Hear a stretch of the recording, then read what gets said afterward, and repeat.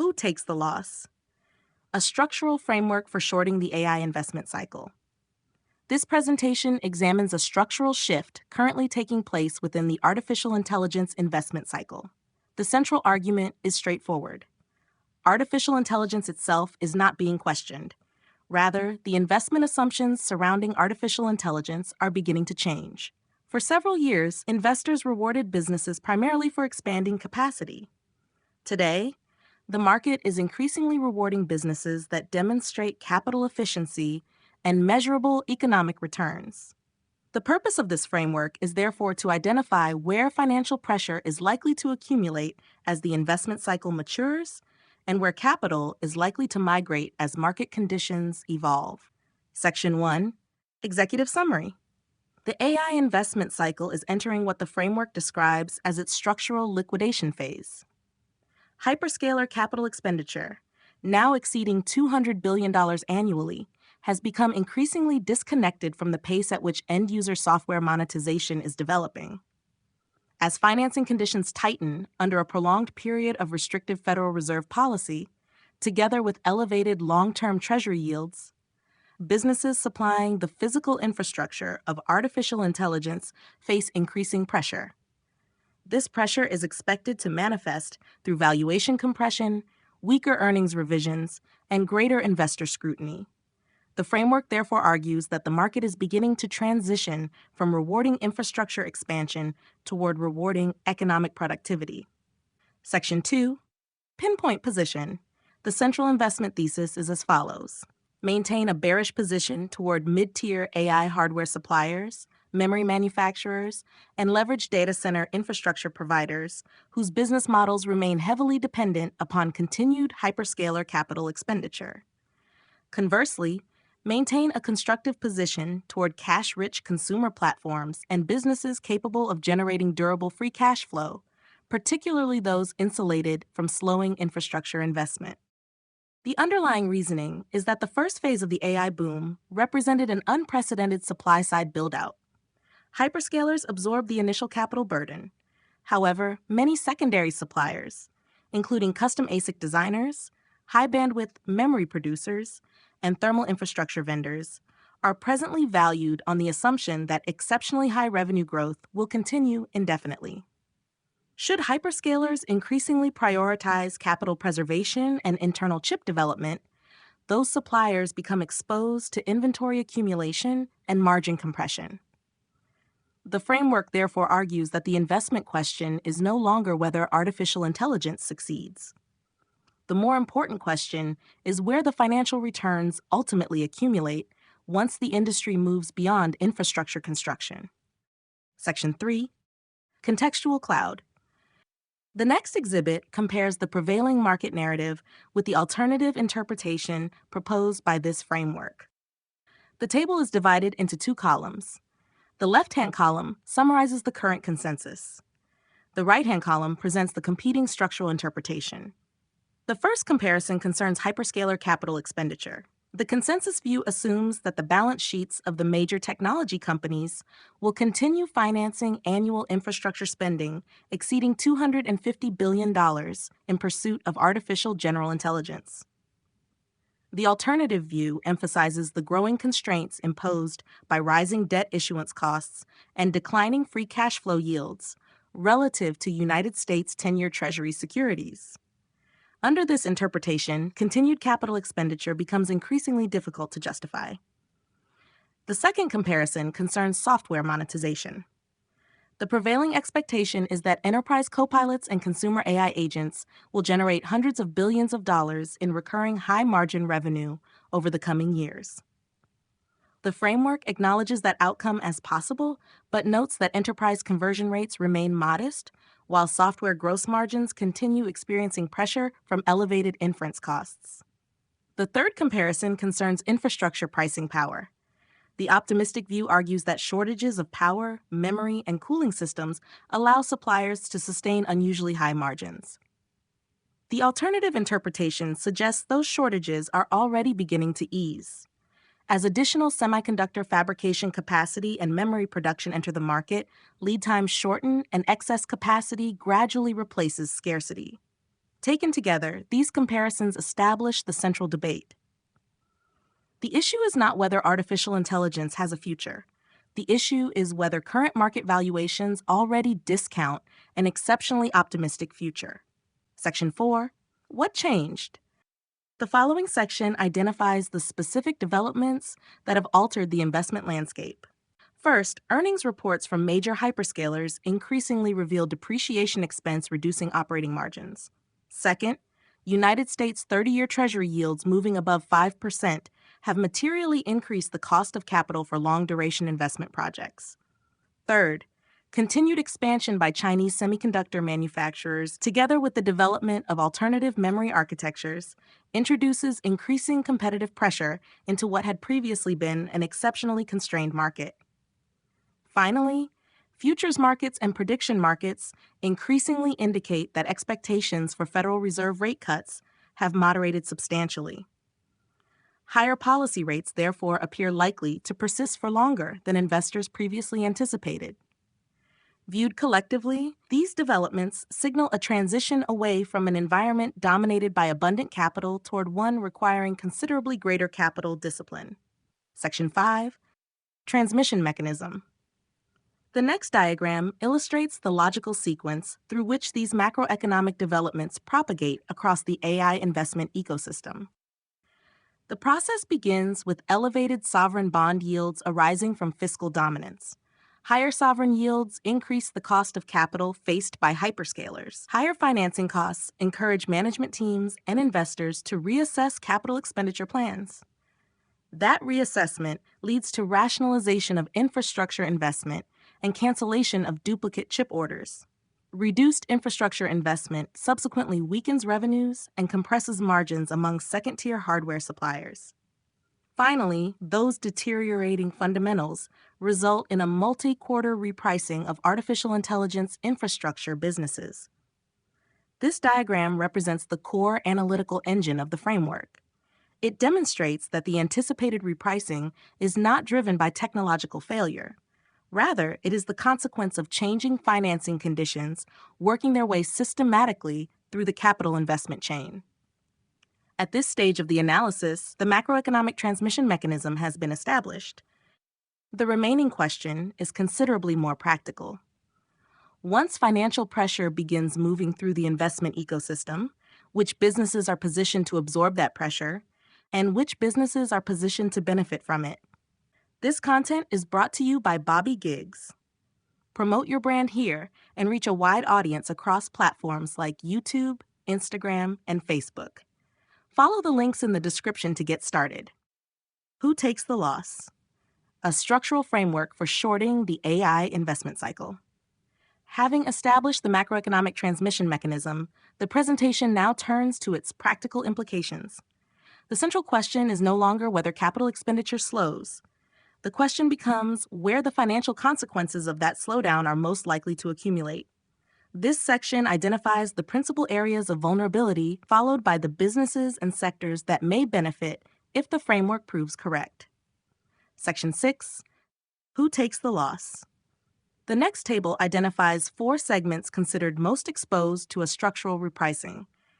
Each row examines a different layer of the AI infrastructure ecosystem, identifies representative securities, explains the underlying vulnerability, and assigns a qualitative assessment of severity. The first category consists of custom ASIC designers and semiconductor intellectual property providers, represented by Broadcom and Marvell.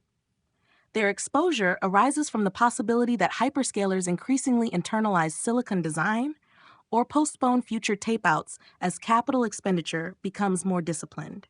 The framework therefore classifies this segment as carrying a high level of vulnerability.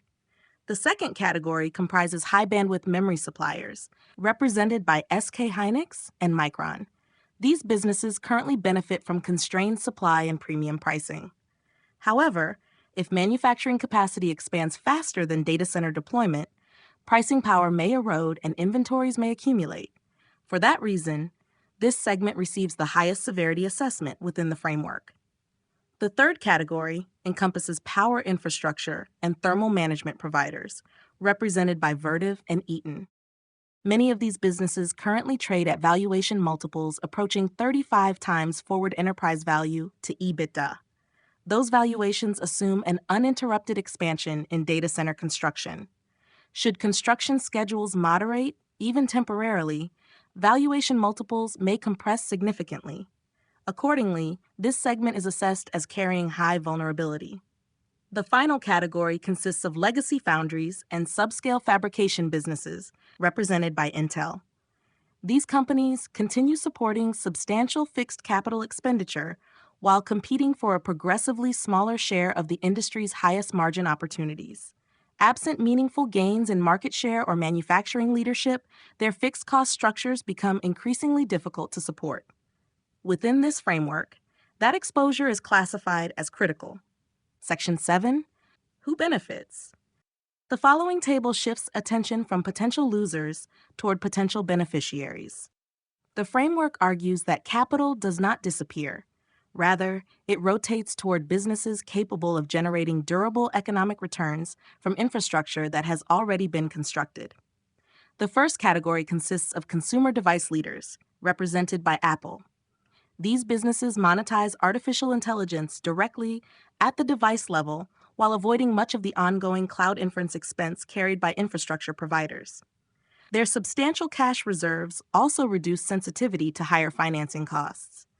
The second category includes capital-disciplined enterprise software platforms, represented by Microsoft and Oracle. These firms possess established enterprise relationships and recurring revenue models that position them to transition from infrastructure investment toward productivity and margin expansion.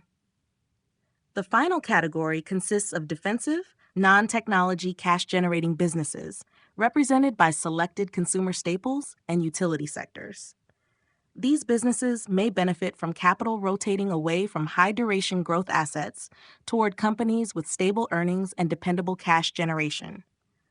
Collectively, the table illustrates a transition from businesses monetizing the construction of artificial intelligence toward businesses monetizing its practical application. Section 8. Possible market expressions. The next exhibit outlines several methods through which an investor might express this thesis. The first category is traditional equity and options markets. Illustrative examples include long put spreads on infrastructure companies such as Vertiv, Broadcom, and Micron, together with relative value strategies pairing short positions in memory suppliers against long positions in businesses expected to benefit from lower component costs. The second category considers digital asset markets. This includes perpetual futures on AI-related digital assets and decentralized compute projects whose valuations remain dependent upon continued speculative enthusiasm. The third category consists of prediction markets. Illustrative contracts include forecasts regarding aggregate hyperscaler capital expenditure in fiscal year 2027 and expectations surrounding the future path of Federal Reserve interest rates. The fourth category examines macroeconomic instruments. These include payer swaps and short positions in long-duration United States Treasury futures. The objective of this exhibit is not to prescribe a single implementation. Rather, it demonstrates that the underlying macroeconomic thesis can be expressed across multiple asset classes and financial instruments. Section 9. Catalyst window and time horizon. The presentation next defines the anticipated investment horizon. The framework is designed around a period of approximately 6 to 12 months, spanning the earnings cycles from the third quarter of 2026 through the first quarter of 2027. Particular attention is directed toward 2 calendar windows. The first extends from August through October 2026, when hyperscaler earnings calls are expected to provide updated guidance regarding fiscal year 2027 capital expenditure. The second centers upon November 2026, when Federal Reserve policy decisions and Treasury quarterly refunding announcements may materially influence financing conditions and market expectations. Section 10. Telemetry Dashboard. The following dashboard functions as an ongoing monitoring framework. Rather than relying upon opinion, the thesis specifies observable indicators capable of confirming or weakening the underlying argument. The first indicator is aggregate hyperscaler capital expenditure guidance, specifically whether annual growth decelerates below 15% year over year. The second indicator is pricing within the high bandwidth memory market. Sustained monthly price declines would suggest that supply constraints are easing. The third indicator is the level of the United States 30-year Treasury yield. Persistent yields above 4.85% would continue applying structural pressure to long-duration technology valuations. The fourth indicator examines enterprise artificial intelligence revenue disclosures. If major software providers fail to demonstrate accelerating revenue growth attributable to AI products, the monetization case becomes progressively weaker. The final indicator concerns data center construction activity. Evidence that power connection delays are translating into project cancellations rather than temporary postponements would provide further support for the framework's central thesis. Section 11. Invalidation thresholds. Every analytical framework requires clearly defined conditions under which it should be reconsidered. This presentation identifies 3 such conditions. The first would be a major algorithmic breakthrough capable of reducing inference costs by more than 80% while simultaneously improving enterprise returns on investment. The second would involve a substantial sovereign liquidity injection through aggressive Federal Reserve rate reductions combined with coordinated expansion of central bank balance sheets. The third would occur if major hyperscalers successfully demonstrated high-margin software revenues sufficient to offset infrastructure depreciation costs. Should any of these conditions materialize, the structural short thesis would require reassessment. Section 12. Confidence and evidence assessment. The final table summarizes the framework's overall assessment. Evidence quality receives a score of 8.5 out of 10, reflecting macroeconomic conditions, financing constraints, and historical capital investment cycles. Timing precision receives a score of 7 out of 10. Although the structural argument is considered robust, market repricing remains dependent upon forthcoming earnings guidance and investor sentiment. Execution feasibility receives a score of 9 out of 10, reflecting the availability of liquid equity options, derivative markets, and prediction market instruments capable of expressing the thesis. Overall conviction is assessed at 8.2 out of 10. The framework therefore concludes that the opportunity represents a strong asymmetric structural short, provided that the macroeconomic assumptions outlined throughout this presentation continue to hold. In conclusion, the framework does not argue against the long-term importance of artificial intelligence. Instead, it distinguishes technological progress from investment returns. Technological revolutions frequently reshape economies. However, financial markets continually reallocate capital between winners and losers as financing conditions evolve. The purpose of this framework is to identify where those reallocations are most likely to occur. Its central proposition is therefore both simple and measurable. As the AI investment cycle transitions from infrastructure expansion toward capital discipline, the principal beneficiaries are unlikely to be the businesses building the greatest amount of infrastructure. They are more likely to be the businesses capable of generating the greatest economic value from infrastructure that already exists.